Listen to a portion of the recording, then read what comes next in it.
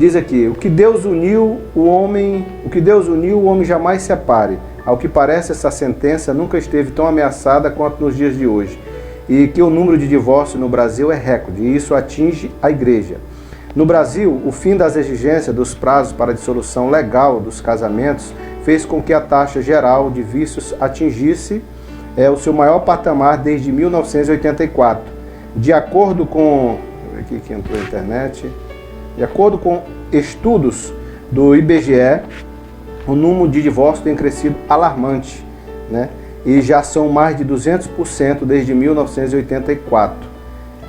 Muitos locais já se separam mais casais do que casam, inclusive em muitas igrejas. Pastores estão presenciando mais divórcios do que a realização de casamento em suas igrejas. Outro dado alarmante são os casais que confessam ter relações sexuais antes do casamento. Cresceram mais de 68% desde essa década passada. E o pior, falam sem nenhum remorso ou culpa, porque dizem que Deus os abençoou e hoje tem um casamento abençoado.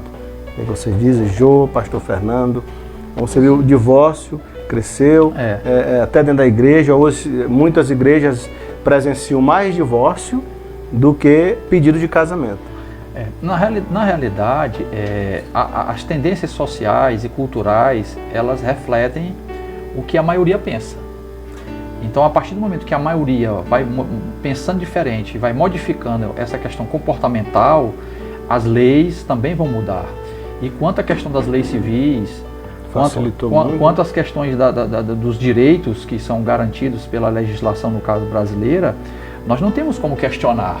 O nosso papel é continuar sendo o agente de influência. A igreja precisa continuar com a sua pregação, a igreja deve continuar com a sua prédica acerca do padrão de Deus para a família, para que cada vez mais nós tenhamos condições de modificar esse score, né? É sempre uma luta terrível, uma luta desigual. A igreja, através da palavra, tentando impor comportamento cristão, comportamento bíblico às pessoas, e a sociedade, por sua vez, né, dentro de questões também filosóficas, porque há uma filosofia por detrás disso. Sempre há uma filosofia por detrás de todos os comportamentos, de todos os pensamentos.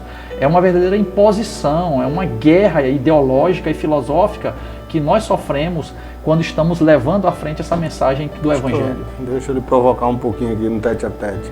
Mas muitas vezes os pastores não têm medo de perder o membro, e aí ele não vai para esse embate, essa imposição. Não falo dele, mas da imposição da própria palavra de Deus. Não, isso é errado, isso não pode, isso eu não aceito. Com certeza. Aí quando ele se torna um pouco duro, né, na exaltação, muitas vezes o membro não suporta, porque ele vem de uma cultura de facilidade, e ele diz logo, vou procurar outra igreja, porque esse pastor não me Perfeitamente.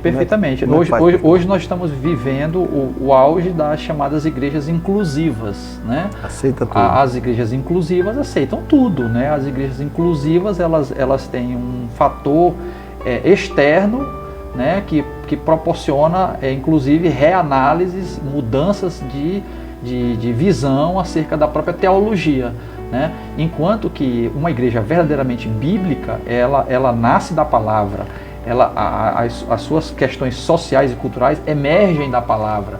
Então, claro, é necessário uma exegese que adeque, que observe aquela palavra para que período foi escrita, sim. A gente não vai cometer o absurdo de literalizar absolutamente tudo, mas nós não podemos abrir mão de pressupostos históricos que estão dentro da teologia cristã basilar, que todos nós obedecemos.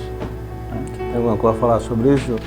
A questão do divórcio, essa facilidade que hoje tem, e as igrejas aderindo? Tenho. Muitas vezes as pessoas fazem escolhas erradas e aí acabam sofrendo as consequências. E aí ficam culpando Deus, ficam culpando a igreja. O meu casamento não deu certo, porque isso, porque aquilo. E não buscam em Deus. É importante buscar em Deus com sabedoria,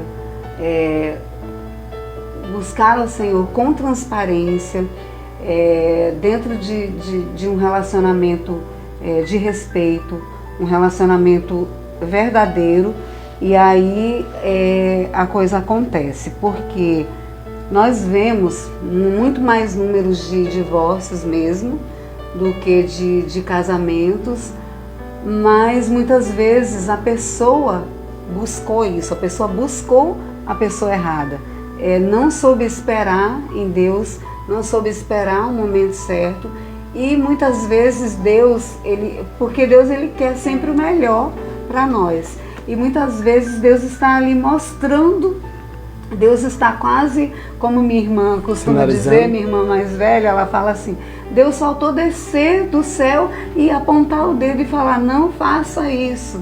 E aí a pessoa continua naquela naquela teimosia, naquele desejo de fazer o errado, de estar com aquela pessoa, muitas vezes também pensando que é a pessoa certa, né? E pensando que ela vai mudar, não, quando ela casar muda, né?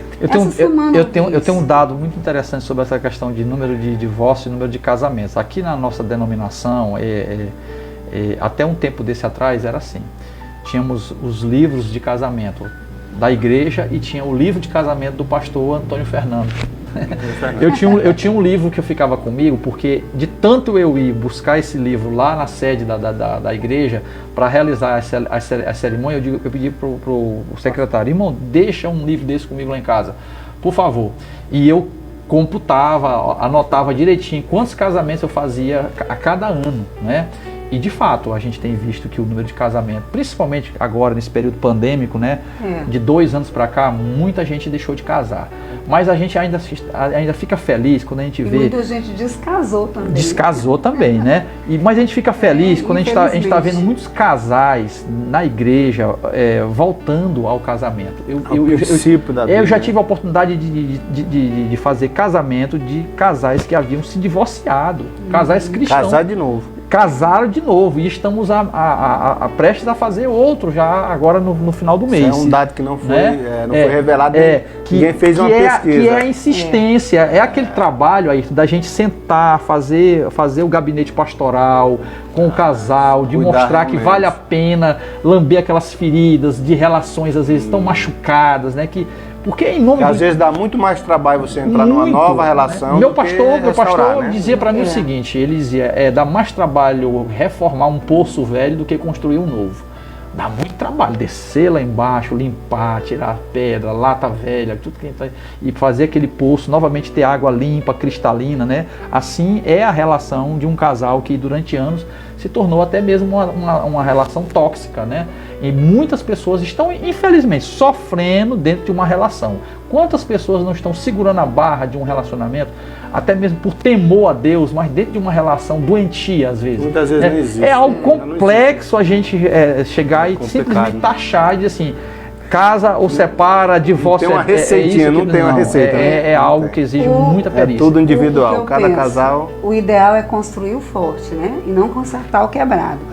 Mas se quebrou, tem como consertar. Repita de novo, gostei dessa frase. Porque eu uso sempre essa frase nas ministrações e também nas formações, quando eu dou palestra e tudo, porque é uma frase muito importante de Frederick Douglass. Ele fala para o mundo das crianças assim, que é mais fácil construir crianças fortes que consertar homens quebrados. Aí eu pergunto, é mais fácil construir o forte ou consertar o quebrado? No casamento. No casamento, trazendo isso para o casamento, para a realidade. É difícil consertar o quebrado, trabalho. Mas existe solução, existe, de reconstrução, de mais maduros, ter respeito um pelo outro, entender o outro, pegar aqueles erros que cometeram para não cometer novamente, e não cometer novamente, e se vem novos erros dentro da maturidade, quanto mais o tempo passa, mais maduro o casal fica, não é verdade? E aí, aquilo que eu fazia lá no passado, que eu pensava, que eu falava, se eu agia assim, hoje eu não vou agir.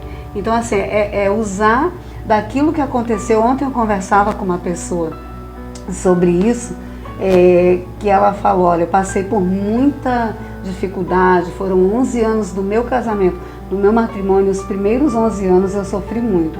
Aí eu disse para ela, o meu primeiro ano de casado, a gente conversa isso aqui porque nós não estamos nos expondo, mas isso aqui é para ajudar outros casais, outras pessoas.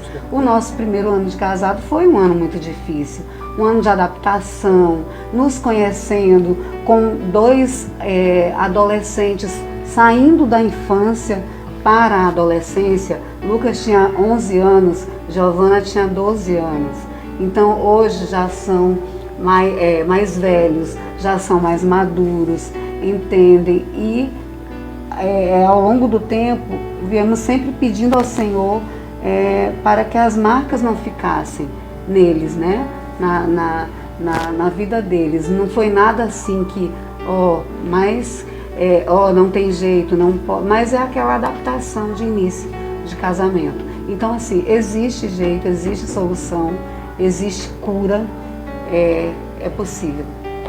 Então você construir um casamento forte dá trabalho, então você sabe, mas é melhor você fortalecer o seu casamento do que você procurar facilidade, não vai encontrar e depois vai ter muito mais trabalho para estar consertando, né, as áreas quebradas aí que houve no seu relacionamento.